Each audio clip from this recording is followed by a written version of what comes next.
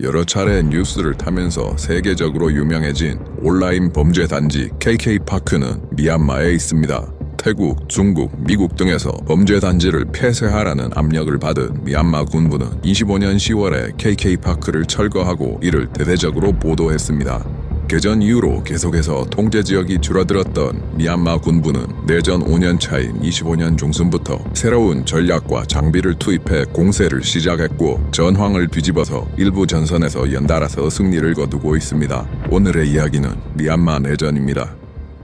소수민족 무장단체들이 23년 10월에 개시한 1027 작전으로 미얀마 군부는 큰 패배를 당했고 상당히 넓은 지역을 잃었습니다. 이후 군부는 중국에서 대량의 드론을 구입하고 드론 전담 부대를 창설해 드론 전력을 강화했습니다. 미얀마 군부의 다른 고질적 문제였던 병력 부족을 해결하기 위해서 군부는 2024년 2월 징병법을 통과시켜 강제 징집을 실시하고 이후 훈련도가 낮은 징집병을 대량으로 전선에 투입하는 방식으로 병력 운영 방식을 바꿨습니다. 쿠데타로 집권한 미얀마 군부의 수장 미나웅 훌라잉은 25년 12월 28일 예정된 선거를 통해 통치의 정당성을 확보하고 외형상 헌정 질서의 회복을 보여줄 필요가 있습니다.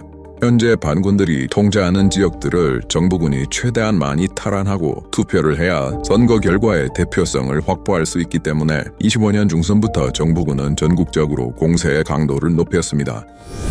미얀마 중국 국경지대는 많은 무역이 이루어지는 곳이고 이곳을 통제하는 세력은 이 무역에서 나오는 상당한 양의 세금 수입을 가질 수 있습니다. 2023년 1027 작전 개시 전 중국 국경의 인근 소수민족 무장단체들 중에서 미얀마 민족민주동맹은 중국인들에게 큰 피해를 입히고 있는 국경지역의 범죄단지의 폐쇄와 범죄인 인도를 중국에 약속했고 이것이 중국이 1027 작전에 암묵적으로 동의하게 된 이유 중에 하나로 거론됩니다. 암묵적 동의뿐만 아니라 중국은 통합와주군을 통해서 삼형제 동맹 등 소수민족 무장단체들에게 다량의 무기를 판매했습니다. 그 당시 미얀마 군부는 중국의 반군 지원에 대해서 항의하는 관제 반중 시위를 실시하고 외교적으로 중국에 대해 거친 언사가 나오기는 했지만 외교 채널로는 중국의 소수민족 무장단체들의 진격을 막아달라고 부탁했습니다.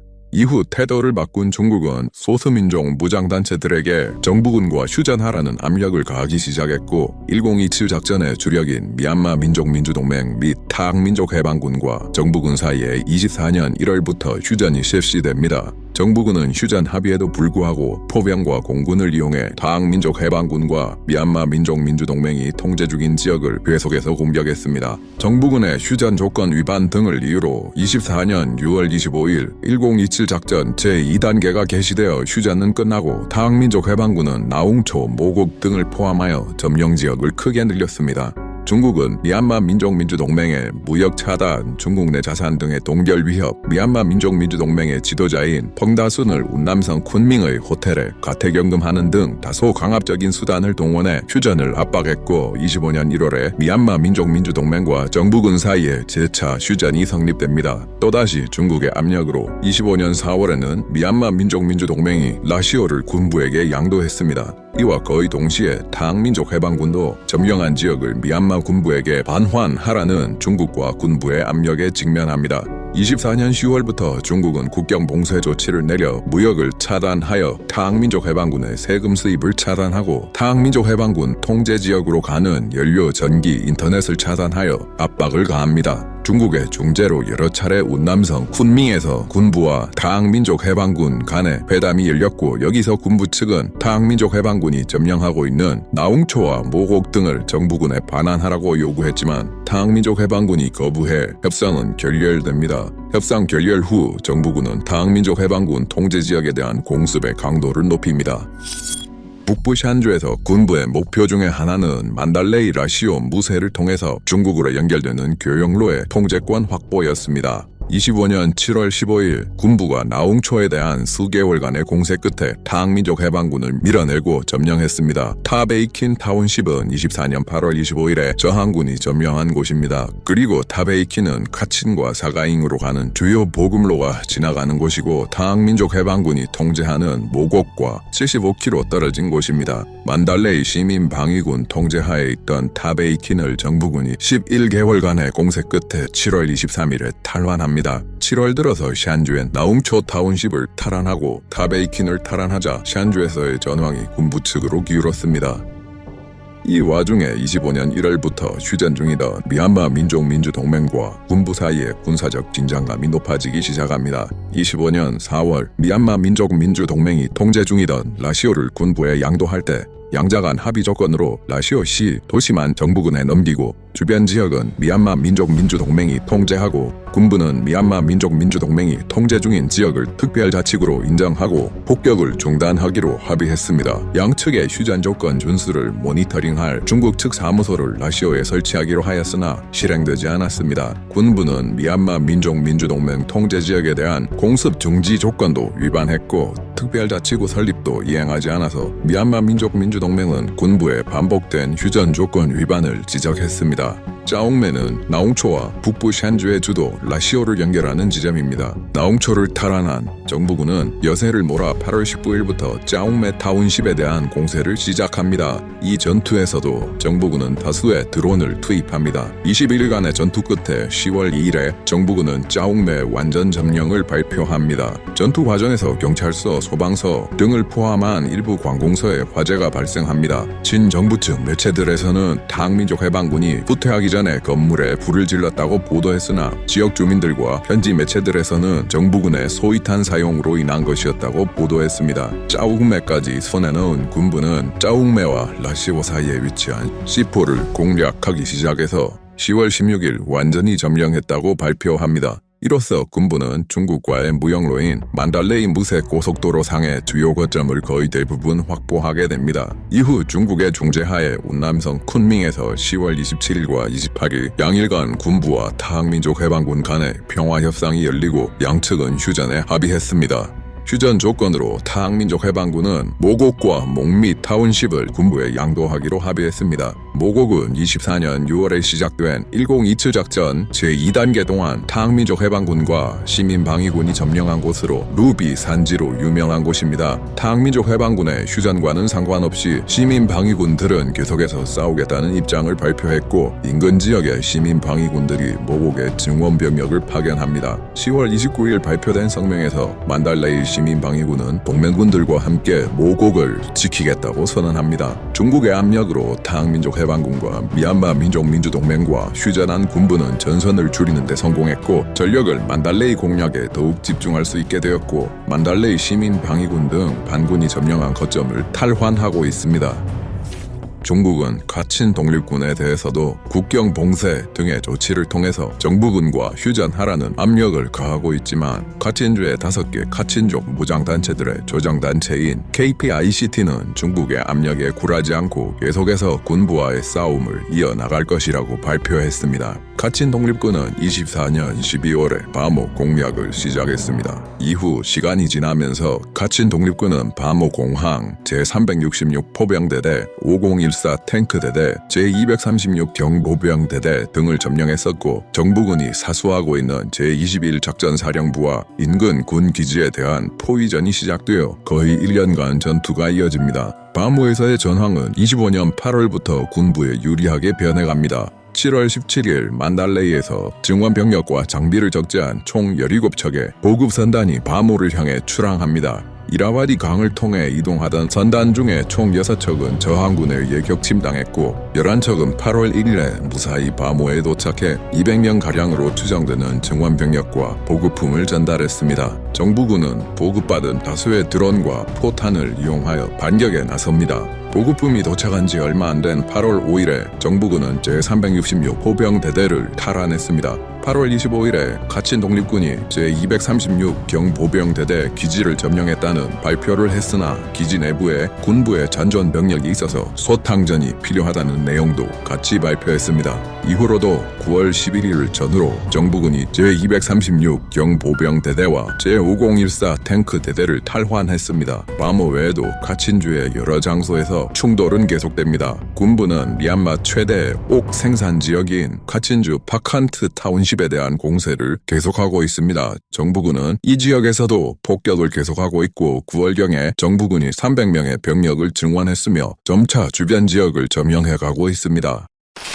아라칸군은 라카인주를 거의 대부분 점령했고 방글라데시와의 국경 전부를 통제하고 있습니다. 중국으로 가는 송유관이 시작되는 중요한 경제적 거점인 짜옥퓨와 라카인주의 주도 시트웨 등의 몇 개 거점만을 정부군이 통제하고 있습니다. 25년 2월부터 아라칸군과 정부군 사이에 짜옥퓨 포위전이 시작되었고 현재까지 짜옥퓨의 중요 거점들을 두고 방어와 반격을 반복하는 장기 포위전이 진행 중입니다. 라카인주를 거의 대부분 정리한 후 24년 1월부터 아라칸군은 마괴, 바고, 에아와디 주로 진출했습니다. 25년 9월부터 정부군은 아라칸군의 내륙 진출을 막기 위해 세 방면에서 공격을 가합니다. 9월 5일에 마괴주 응아페 타운십의 안파단 도로 인근 숨탓이라는 마을을 정부군이 공격했으나 2시간 걸친 전투 끝에 정부군은 장비와 탄약을 버리고 후퇴합니다. 9월 7일에도 정부군은 다시 그 마을에 공세를 시작했으나 실패했습니다. 바고주 파다웅 타운십에서도 정부군은 주로 징집병으로 구성된 1,500명을 투입해 아라칸군을 공격했습니다. 마지막으로 레미안나 타운십 방향으로도 정부군의 공세가 시작됩니다.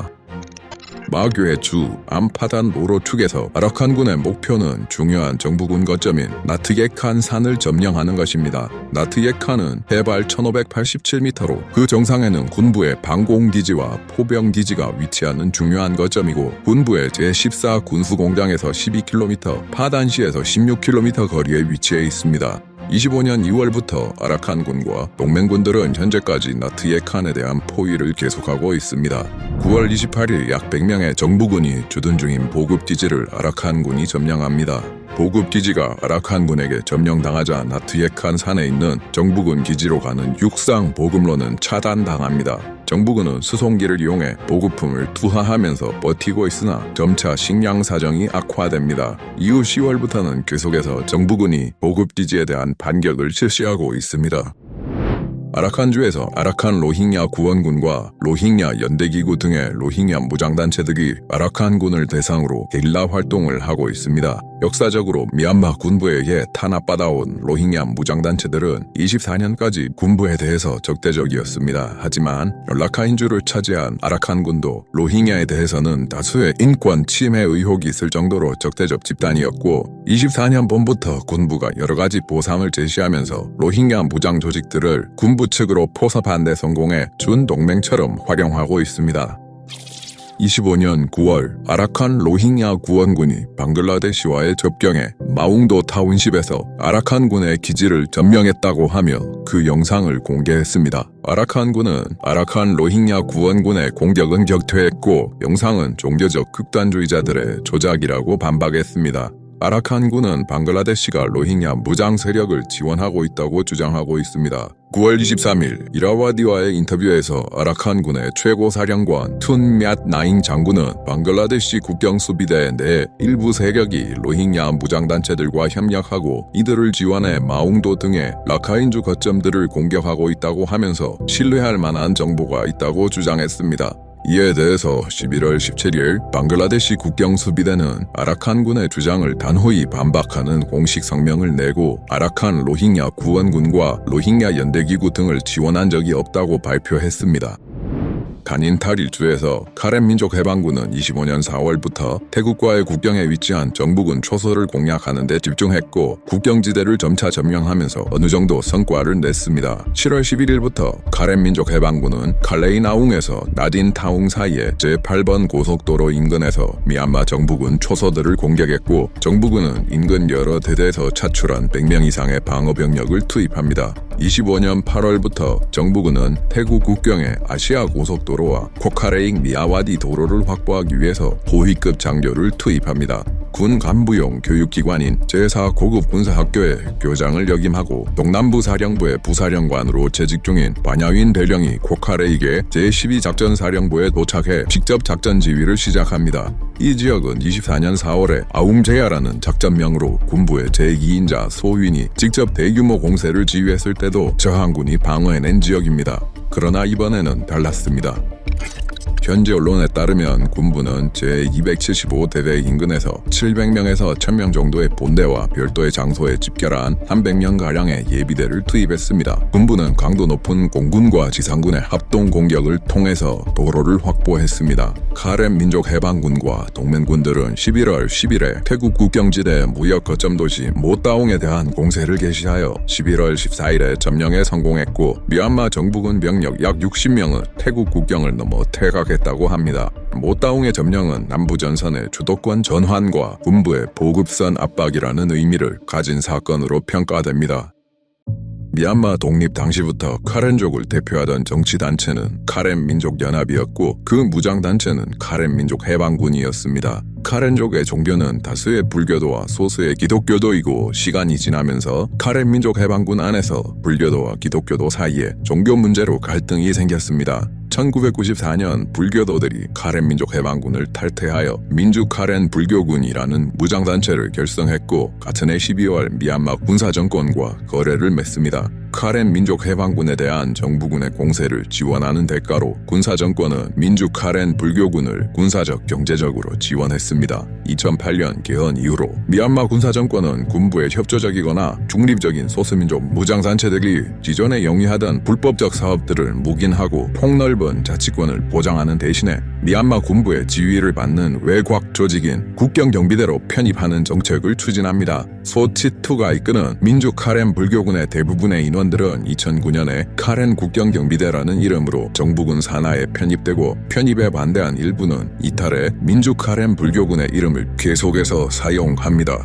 2016년 무렵부터 중국 출생의 중국 캄보디아 이중 국적 사업가 서즈장이 본격적으로 카렌주에서 활동하기 시작합니다. 서즈장은 카렌 국경경비대 지도자 소치투와 온라인 도박 단지인 쉐코코 프로젝트를 위한 협약에 서명했습니다. 시간이 얼마 지나지 않아 쉐코코 단지는 온라인 스캠 산업의 온상이 되었고 소치투와 특수관계인들은 복잡한 소유 구조를 통해서 쉐코코에서 나오는 수익의 일부를 가져갑니다. 쉐코코 외에도 소치투의 카렌 국경경비대가 통제하는 지역 안에는 KK파크, 동메이파크 등의 악명 높은 사기 및 범죄 단지들이 여러 설립되어 운영되고 있었고 여기서 나오는 보호세 등의 수입으로 소치투 일가는 화려한 생활을 누리고 있었습니다. 카렌 국경경비대가 거둔 수입의 절반 정도는 미얀마 군부에 상납되었다고 합니다. 카렌 국경경비대로 편입되지 않은 민주 카렌 불교군 파벌들도 자신들의 통제구역 내에 타이창파크, 부아냐파크 등의 온라인 스캠 범죄 단지의 운영에 개입하여 여기서 나오는 보호세 등의 돈을 주수입원으로 삼습니다.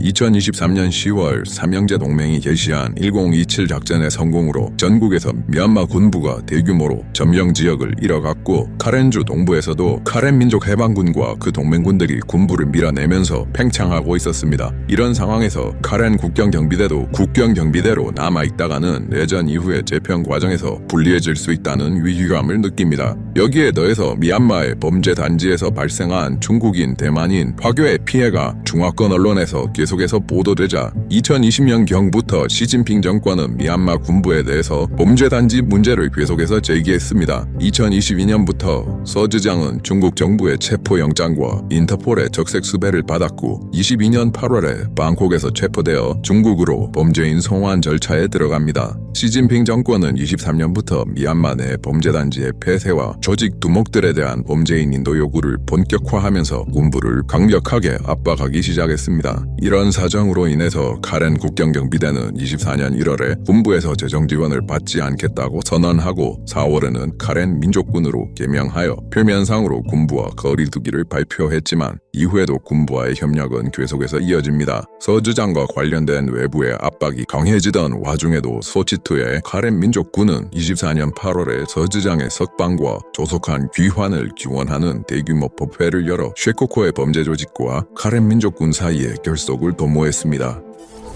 초기에는 중국인이나 동남아시아의 화교를 주요 범행 대상으로 삼고 있던 범죄 조직들은 시간이 지나면서 그 대상을 넓혀 미국인, 일본인, 한국인 등을 목표로 삼기 시작합니다. 2025년 5월 5일 미국 재무부 해외자산통제국이 카렌 민족군과 그 지도자인 소치투와 그의 두 아들 소투에무, 소치칫 등을 범죄 조직으로 지정하고 제재 대상에 올립니다.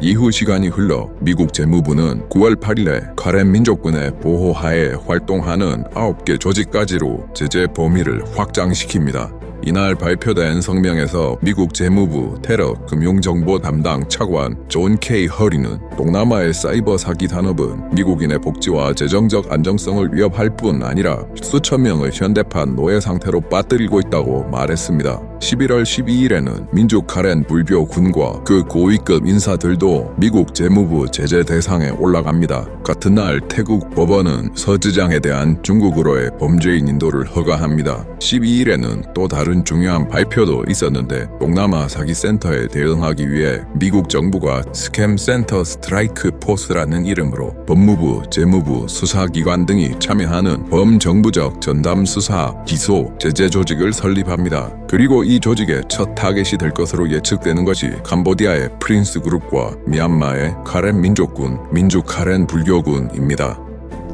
기존에 미얀마 군부의 범죄 단지를 정리하라고 압박을 가하던 중국과 태국에 더해서 미국까지 본격적으로 압박을 가하자 기존에는 외부의 압력을 무시하던 미얀마 군부는 입장을 바꿉니다. 미얀마 군부는 KK파크를 포함한 범죄 단지 단속을 관영 매체를 통해 보도하기 시작합니다. 미얀마 군부는 10월 23일경부터 KK파크 내 건물들을 폭파하기 시작했고 11월 9일에 국영신문 등에서 미얀마 군부가 KK파크 건물 중에 148채의 철거를 완료했고 남은 건물도 철거할 예정이라고 발표합니다. 군부의 외교부 장관은 양곤에서 미얀마 주재 외교관들을 모아놓고 온라인 범죄 단지를 강력하게 단속하겠다는 미얀마 군부의 의지를 설명했습니다. 또한 군부는 KK파크를 수색해서 휴대폰 단말기와 스타링크 수신기 등을 압수해 폐기 처분하는 장면을 대대적으로 보도합니다. 11월 15일 미얀마 군부의 수장 미나웅 흘라잉은 직접 카렌주의 주도인 파안을 방문해 미얀마 태국 국경지대 온라인 범죄 조직을 완전히 소탕하는 것이 국가적 책무라고 발언하고 소탕 의지를 재확인했습니다. 11월 16일에는 미얀마 군부의 고위 관계자들이 카렌 민족군 관계자들을 불러 회의를 가졌고 이 자리에서 군부는 미국의 조사반이 미얀마로 들어와 조사를 시작하기 전에 스스로 문제를 해결해야 한다고 카렌 민족군을 압박합니다.